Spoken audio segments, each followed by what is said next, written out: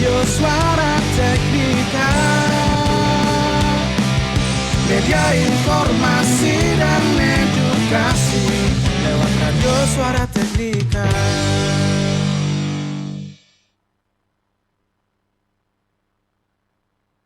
Mari belajar, kita berkarya, menjadi yang terbaik di udara lewat Radio Suara Teknika. Satukan cita, wujudkan mimpi di SMK Negeri 3 Singaraja lewat Radio Suara Teknika. Mari belajar, mari berkarya, satukan langkah, jangan pernah menyerah. Mari belajar, kita berkarya, menjadi yang terbaik di udara lewat Radio Suara Teknika. Satukan cita, wujudkan mimpi di SMK Negeri 3 Singaraja lewat Radio Suara Teknika. Mari belajar, kita berkarya, menjadi yang terbaik di udara lewat Radio Suara Teknika. Satukan cita, wujudkan mimpi di SMK Negeri 3 Singaraja lewat Radio Suara Teknika. Lewat Radio Suara Teknika.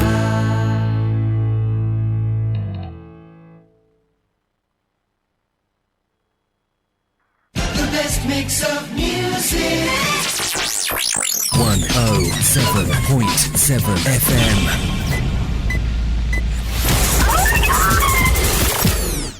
Halo sahabat Teknika, selamat sore. Bertemu lagi dengan saya Maha Putri. Kali ini di program STEM Si Flash, masih dalam rangka kegiatan workshop TEFA Pengimbasan dengan topik pengembangan pembelajaran berbasis Project Based Learning atau PJBL. Nah, bersama saya sore hari ini telah hadir tamu istimewa yang menemani workshop kami selama 2 hari. Beliau adalah Bapak Dr. Rohana MSI. Beliau saat ini menjadi dosen di Universitas Singapura Bangsa Karawang, Bapak ya. Betul. Oke, selamat sore Bapak. Selamat sore, hai sahabat Teknika. Teknika. Oke. Nah, Bapak, awal kemarin ketemu Bapak, saya pikirannya Bapak tuh orang lahiran Sumatera begitu. Karena dari logat itu agak nggak ada Jawanya, Pak. Betul. Oh, betul, Pak ya. Saya dari Tasik, Sunda asli, Jawa Barat gitu ya. Iya, Tasik, jadi masih bukan kurang dari Sumatera.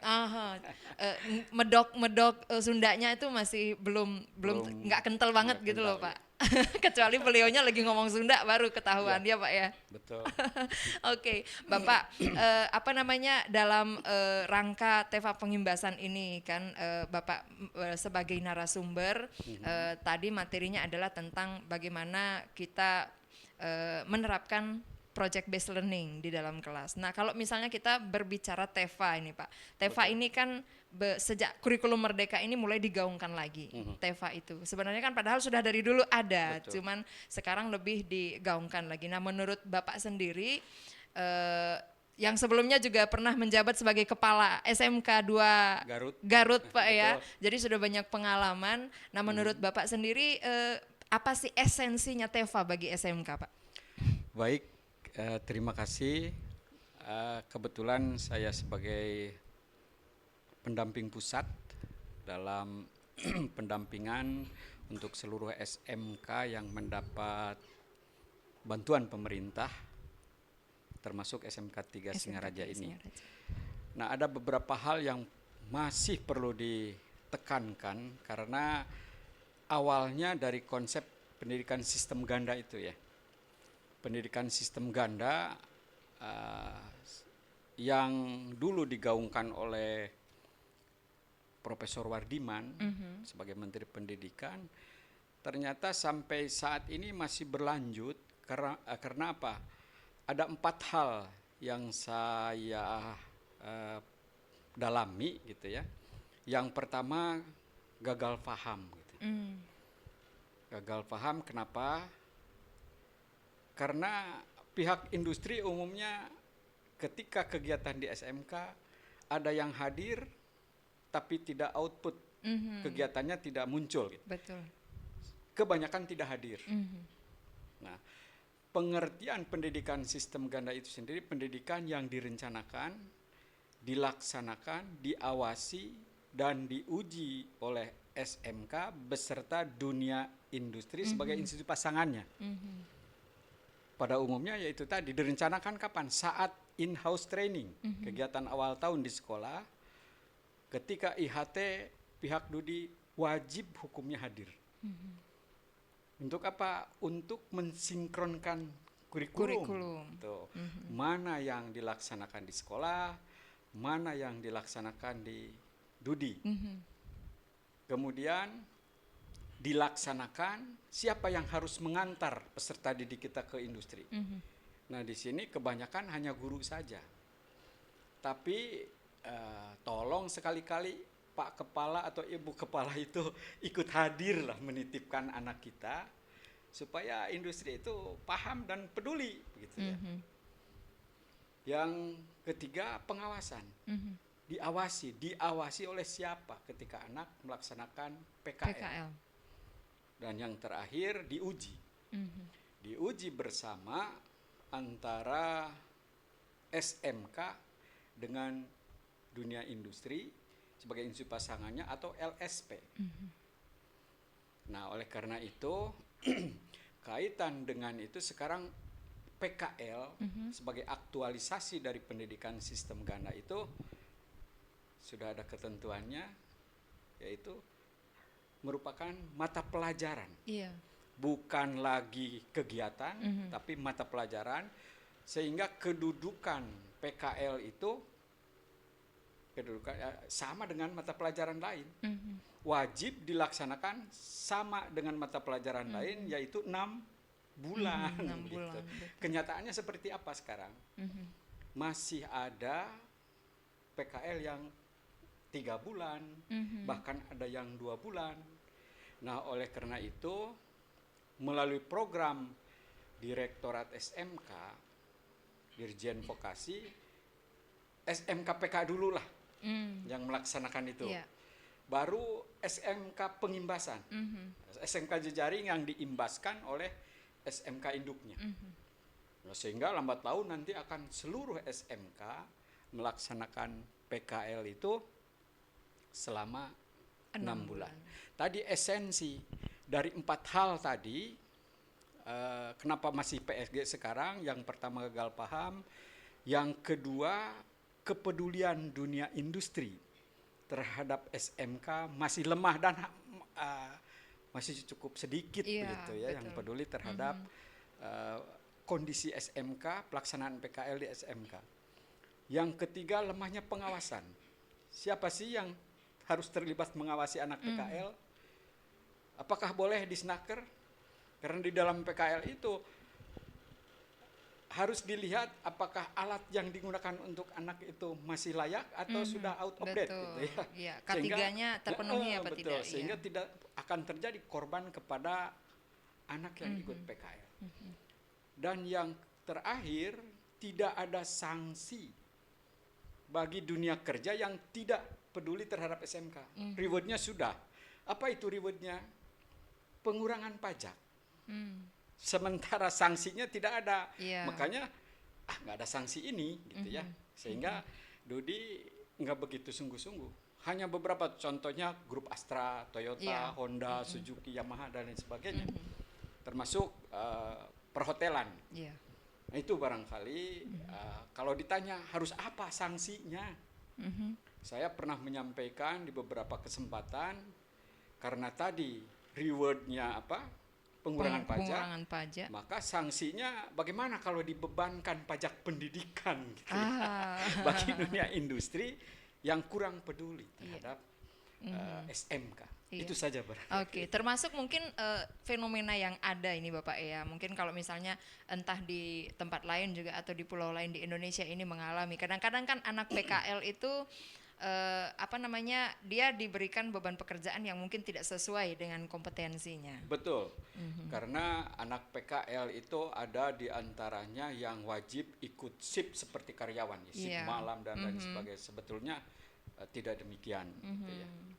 Ada yang mengeksploitasi anak didik Dalam tanda kutip dalam tanda ya. kutip Oke. gitu ya. Nah, itu yang makanya pengawasannya perlu ya, tingkatkan pengawasan. Oke, nah kalau menurut Bapak mungkin kalau dari tadi yang kita bicarakan itu kan bagaimana peran orang tua atau mungkin dalam pengawasan itu ada disnaker atau yang dinas-dinas Ya, terkait. Kadin. Nah, kalau misalnya sejauh ini menurut Bapak peran orang tua sendiri bagaimana dalam proses PKL itu? Baik, termasuk karena dulu itu ada yang disebut Majelis Pendidikan Kejuruan Nasional, MPKN. Bahkan yang terlibat Pak Fadel Muhammad, Pak Abu Rizal Bakri, dan para usahawan gitu yang berhasil. Kemudian turun di daerah, di provinsi itu ada MPKD, Majelis Pendidikan Kejuruan Daerah. Di tingkat sekolah ada majelis sekolah. Itu aturannya belum dicabut. Oh iya. Gitu ya. Nah, sejauh mana kepedulian tingkat daerah saja? Gubernur di Jawa Barat contohnya pernah membentuk lembaga tripartit di mana ada pemerintah daerah, ada SMK dan ada Kadin gitu. Ya, untuk menyelaraskan itu, Oke, untuk mantap. membangkitkan kembali. Iya. Barangkali di Bali ini bisa gitu ya, tergantung Iya. political will dari Iya, betul, pemerintah betul. daerah, khususnya Gebrakannya provinsi. nanti. Iya, betul Dengan sekali. Kadin gitu ya. Iya, oke. Mungkin terakhir Bapak, sebelum closing statement Bapak ya, Ya. pertanyaan terakhir. Nah, mungkin ke depan apa harapannya Pak? Kan kita sebagai SMK yang ditunjuk ini SMK Negeri 3 Singaraja, kemudian ada SMK Jejaring, SMK Negeri 3 Bangli, kemudian SMK Negeri 1 Abang dan SMK Negeri 1 Amlapura. Dari kegiatan ini nanti ke depan harapannya seperti apa Pak? Harus menyeluruh mencapai program apa yang disyaratkan oleh Direktur SMK dan Dirjen Vokasi gitu. Sehingga Indonesia Maju akan bisa terwujud gitu. Oke. Ujung-ujungnya itu kan. Iya, betul. Indonesia Maju, persiapan tenaga kerja yang terampil itu melalui ini dengan implementasi TEPA. Karena tadi TEPA itu ciri khas TEPA itu ada pembelajaran, ada penjualan. Jadi menghasilkan. Itu yang disebut TEPA. Tapi kalau ada pembelajaran, tidak ada penjualan, itulah project based based learning. learning. Oke, ya betul. Saya juga baru paham ini Pak. Bedanya PJBL dengan TEVA. Kalau TEVA berarti di dalamnya ada PJBL. PJBL belum tentu bisa menjadi TEVA. Oke, Tetapi mantap. ada penjualan, tidak ada pembelajaran, itu namanya unit produksi. Unit produksi. Contohnya anak TKR menjual laka gitu ya, memproduk laka di sekolah dijual, kan tidak ada pembelajaran, tapi menghasilkan uang. Oke, jadi Itu itu unit produksi. atau mungkin kegiatan kewirausahaan. Kewirausahaan. Iya, mencari alternatif ya Pak Ya, ya, keterampilan lain. Oke, terakhir Pak, mungkin silahkan Bapak menyampaikan kesan-kesan Bapak setelah 2 hari, karena ini kabarnya beliau pertama kali ke Bali Utara. Jadi ke Balinya sudah sering, hanya saja ke Bali Utara baru 2 hari ini Pak Baru ya. 2 hari Oke, silahkan Bapak. Baik, terima kasih. Kesan saya datang di Singaraja sungguh luar biasa. Ya. Menyenangkan karena apa? Pertama, saya bisa berbagi dengan teman-teman di Singaraja ini, termasuk sekolah jejaringnya yang 3 itu tadi ada Abang, SMK, Abang, Bangli dan Amlapura. Yang kedua, kebetulan ada Bapak guru yang dari SMK 3 itu teman saya ketika diklat di Bandung selama 1 tahun bareng, yaitu Pak Madedesi. Iya. Yang kedua, kepala sekolah yang bareng diklat calon kepala sekolah di Bandung itu tadi hadir bisa Pak Nengah bertemu Sariade. Pak Nengah Sariade. Nah Oke. itu makanya saya kalau sengaja saya ke sini Iya. tidak diberi ongkos oleh pemerintah. Makanya saya bersyukur kepada Tuhan. Terima kasih kepada pemerintah khususnya Direktorat SMK karena saya bisa ditugaskan ke sini dan itu bisa Iya. berbagi Oke. dengan teman-teman, bisa silaturahmi. Oke, Itu mungkin. saja, Iya, Kira. terima kasih banyak Bapak. Sama-sama. Terima kasih juga sudah berkenan meluangkan waktu untuk hadir di studio Radio Suara Teknika. Nah, rencana ke depan Bapak juga akan hadir kembali.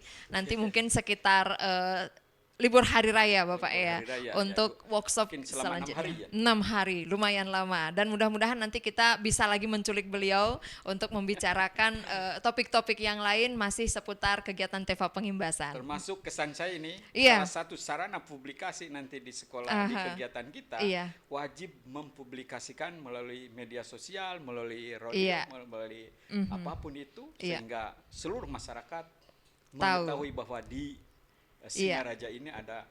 Oke, ada berarti nanti wajib Bapak follow akun medsos kita. Siap.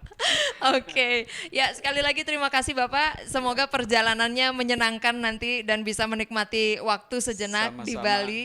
Ya, sahabat Teknika, demikian bincang-bincang kita bersama Bapak Dr. Rohana MSI selaku narasumber dalam kegiatan workshop pembelajaran berbasis PJBL selama 2 hari ini di SMK Negeri 3 Singaraja bersama SMK Jejaring, yaitu dari SMK Negeri 1 Abang, SMK Negeri 3 Bangli, dan SMK Negeri 1 Amlapura. Terima kasih atas atensi Anda. Tetap stay tune di 107,7 FM. Kita akan berjumpa lagi di lain kesempatan. Sampai jumpa. Sampai jumpa.